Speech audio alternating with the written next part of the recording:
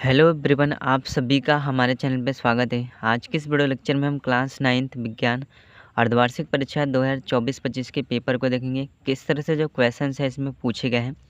सबसे पहले यहाँ पे खंड अ में आएंगे तो यहाँ पे भौतिक विज्ञान से संबंधित बहुविकल्पी प्रश्न यहाँ पे पूछा गया है। क्वेश्चन नंबर पहला यहाँ पे दे दिया है, निम्नलिखित में सदिश राशि है, यहाँ पे हमको बताना है। तो ऑप्शन नंबर बी वाला संवेग सदिश राशि है, इसका राइट आंसर हो जाएगा। इसके बाद क्वेश्चन नंबर दूसरा यहाँ पे दे दिया है, गतिमान पिंड की दूरी समय ग्राफ के ढलान से पता लगता है। ऑप्शन नंबर ए वाला पिंड का चाल, इसका राइट आंसर हो जाएगा। इसके बाद क्वेश्चन नंबर तीसरा यहाँ पे दे दिया है, एक कण आर त्रिज्या के पथ पर गति कर रहा है, एक चक्कर के बाद कण का विस्थापन होगा। ऑप्शन नंबर फर्स्ट वाला शून्य, इसका राइट आंसर हो जाएगा। इसके बाद क्वेश्चन नंबर 4 यहाँ पे दे दिया है, संवेग का मात्रक है, यहाँ पे हमको बताना है। ऑप्शन नंबर सेकंड वाला किग्रा मीटर प्रति सेकंड, इसका राइट आंसर हो जाएगा। इसके बाद क्वेश्चन नंबर 5 यहाँ पे दे दिया है, रॉकेट निम्नलिखित में से किसके संरक्षण के नियम पर कार्य करता है, यहाँ पे हमको बताना है। तो ऑप्शन नंबर सी वाला संवेग के संरक्षण के नियम पर कार्य करता है, इसका राइट आंसर हो जाएगा। इसके बाद यहाँ पे क्वेश्चन नंबर 6 दे दिया है, यदि दो पिंड के बीच की दूरी दोगुनी कर दी जाए तो उनके बीच लगने वाला गुरुत्वाकर्षण बल होगा। यहाँ पे ऑप्शन नंबर सी वाला 1/4 रह जाएगा, ये इसका राइट आंसर हो जाएगा। इसके बाद क्वेश्चन नंबर 7 यहाँ पे दे दिया है, अपेक्षित घनत्व का मात्रक है, यहाँ पे हमको बताना है। तो ऑप्शन नंबर बी वाला किग्रा प्रति मीटर क्यूब, ये इसका राइट आंसर हो जाएगा। इसके बाद यहाँ पे उपखंड ख में आएंगे तो रासायनिक विज्ञान से संबंधित बहुविकल्पी प्रश्न यहाँ पे पूछा गया है। जैसे क्वेश्चन नंबर 8 यहाँ पे दे दिया है, आकृति तथा आयतन दोनों निश्चित होता है। तो यहाँ पे ठोसों में आकृति तथा आयतन दोनों निश्चित होता है, इसका राइट आंसर हो जाएगा। इसके बाद क्वेश्चन नंबर 9 यहाँ पे दे दिया है, निम्नलिखित में द्रव्य नहीं है, यहाँ पे हमको बताना है। तो ऑप्शन नंबर डी वाला प्रकाश, इसका राइट आंसर हो जाएगा। इसके बाद क्वेश्चन नंबर 10 यहाँ पे दे दिया है, निम्नलिखित में मिश्रण है, यहाँ पे हमको बताना है। तो ऑप्शन नंबर ए वाला वायु, इसका राइट आंसर हो जाएगा। इसके बाद क्वेश्चन नंबर 11 यहाँ पे दे दिया है, नमक का जलीय विलयन है, यहाँ पे हमको बताना है। ऑप्शन नंबर बी वाला समांगी मिश्रण, इसका राइट आंसर हो जाएगा, क्योंकि नमक जल में यहाँ पे पूरी तरह से घुल जाता है। इसके बाद क्वेश्चन नंबर 12 यहाँ पे दे दिया है, पारे का प्रतीक है, तो पारा का जो प्रतीक होता है Hg होता है। ऑप्शन नंबर सी वाला इसका राइट आंसर हो जाएगा। इसके बाद क्वेश्चन नंबर 13 यहाँ पे दे दिया है, मैग्नीशियम सल्फेट का सूत्र है, यहाँ पे हमको बताना है। तो ऑप्शन नंबर ए वाला MgSO4, इसका राइट आंसर हो जाएगा।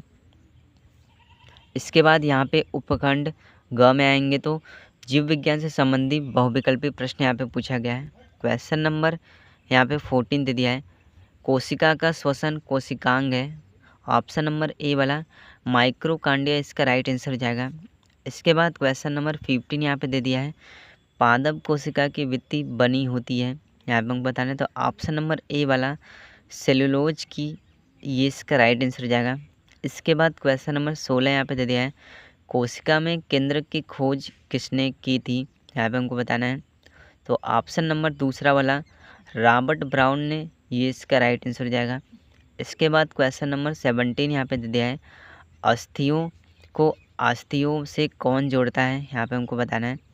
तो ऑप्शन नंबर सी वाला स्नायु, ये इसका राइट आंसर हो जाएगा।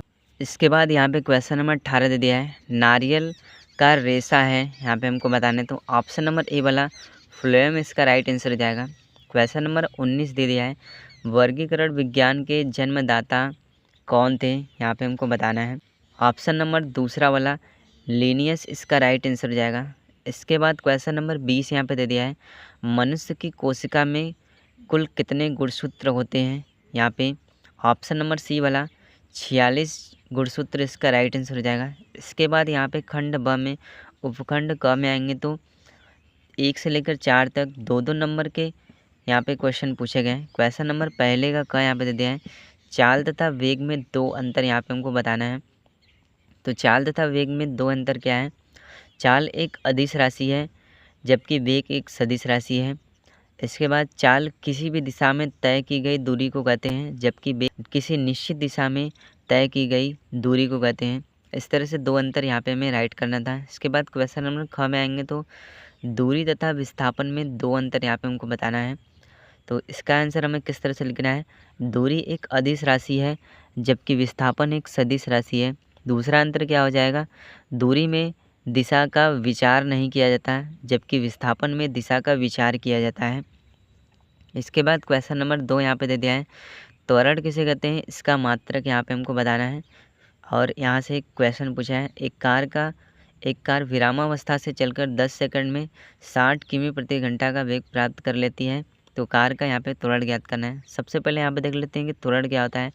किसी वस्तु की वेग में बदलाव की दर को त्वरण कहते हैं। त्वरण का जो मात्रक होता है मीटर प्रति सेकंड स्क्वायर होता है। इस क्वेश्चन को हम किस तरह से करेंगे, तो v बराबर u प्लस ए टी की सहायता से यहाँ पे हम ए का मान निकाल देंगे। तो ए बराबर यहाँ पे 1.7 मीटर प्रति सेकंड स्क्वायर, ये इसका राइट आंसर हो जाएगा।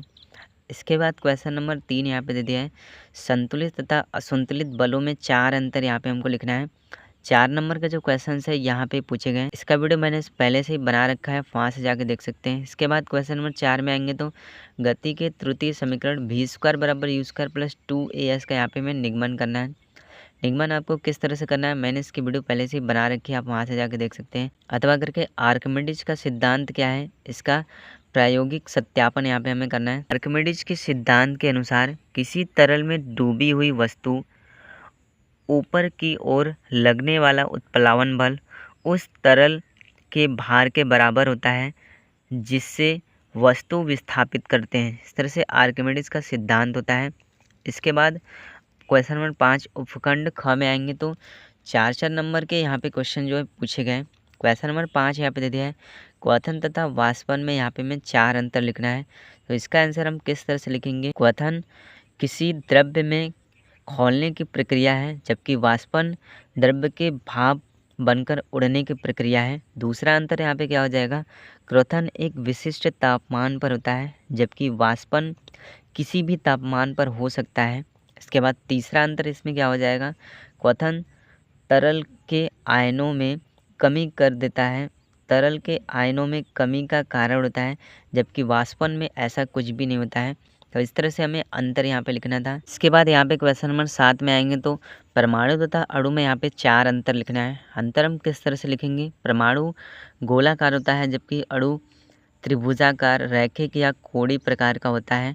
परमाणु बहुत ज़्यादा प्रतिक्रियाशील होते हैं जबकि अणु उतने प्रतिक्रियाशील नहीं होते हैं। तीसरा अंतर यहाँ पे क्या हो जाएगा, परमाणु इलेक्ट्रॉन, प्रोटॉन तथा न्यूट्रॉन से मिलकर बने होते हैं जबकि अणु परमाणुओं से मिलकर बना होता है। अथवा करके यौगिक तथा मिश्रण में कोई 6 अंतर लिखना है।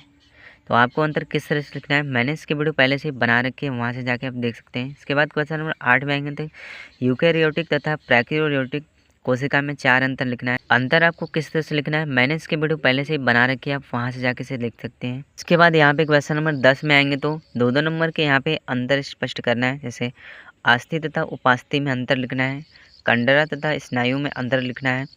अथवा करके इन क्वेश्चन को हम कर सकते हैं। क्वेश्चन नंबर 11 में आएंगे तो वर्गीकरण किसे कहते हैं, वर्गीकरण के 2 आधार लिखिए तथा वर्गीकरण का महत्व क्या है। अथवा करके इस क्वेश्चन को हम कर सकते हैं। तो इस तरह से कक्षा 9 विज्ञान अर्धवार्षिक परीक्षा 2024-25 में जो क्वेश्चन से पूछे गए। वीडियो पसंद आए तो वीडियो को लाइक कर दीजिएगा, साथ ही हमारे चैनल को सब्सक्राइब कर दीजिएगा।